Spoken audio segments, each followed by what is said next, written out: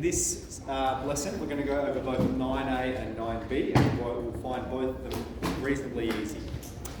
So we're talking about parametric equations. So we're going to recall them from vectors, right? In vectors, we've looked at parametric equations. So just a quick recap: x, y, z, and then some parameter times some other vector, right?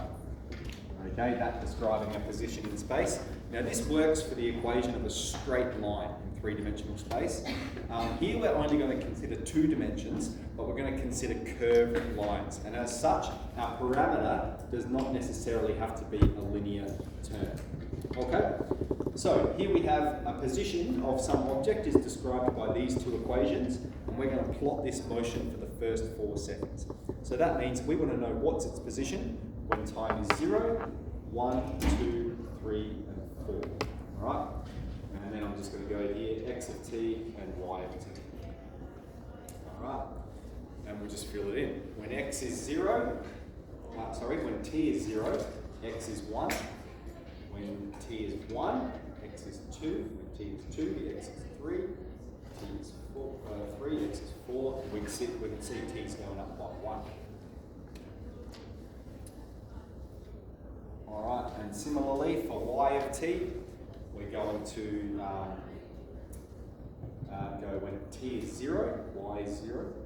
When t is 1, y is 1. When t is 2, y is 4, 9, 16. Alright, and so if you think on the Cartesian plane, I'll just provide a very rough sketch. We've got when time is 0, x is 1, y is 0. So that's the initial position. When x is 2, y is 1. When x is 3, y is 4. When x is 4, y is 9. And when x is 5, when x is 5, y is 16 up here somewhere. Alright, so we can provide a rough sketch of it. But I will show you right now how we can do this on our calculator as well. So we're going to go into the graph mode. New graph. Alright, and we'll just, what's it pop up with? What's the default one? We'll make sure I'm on the same page as you guys. Okay, so we're in graph, we've got nothing written there, and we're going to press type. We're going to figure out if it's your type. And you'll notice there there's param. That's short for parametric. Alright, so we're going to press param. And you'll notice when you press param, it brings up an equation for x and an equation for y. And so then we're just going to put that in. X of t is going to be 1 plus. Now when you press the variable button, all right, where we normally press x, it comes up with a capital T.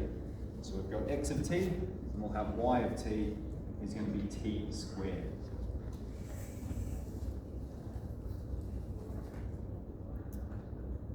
All right. Now before we graph that, all right, let's restrict our V window. So shift V window. And I'll talk about some of the options. Let's set it as standard, right? So we'll go from -10 to 10. And then what we'll do is we'll change the Y max. We'll change the Y max to 20 because we know Y goes up to at least 16. So if we change Y max to 20, all right, so let's make a list here. X min 10, minus 10, 10, y min minus 10, but y max will go to 20.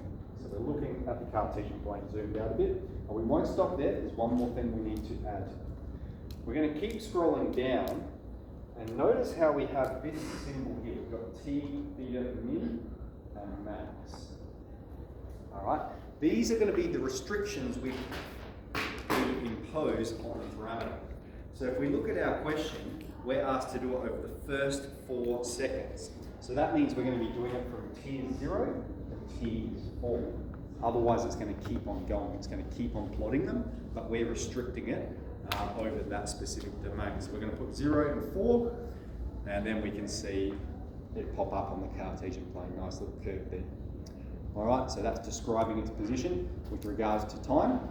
Again, you can trace along it, alright, and it's telling you the time value, and it can tell you the positions at that point, and it can tell you the rate of change of the vertical component with regards to time, and the rate of change of the x component with regards to time as well. So we can get all of that information from the calculator. All right, so that's how we do 9a. Okay, so encourage you to familiarise yourself with the calculator component of it. Then let's get on to 9b. Do you want to record new?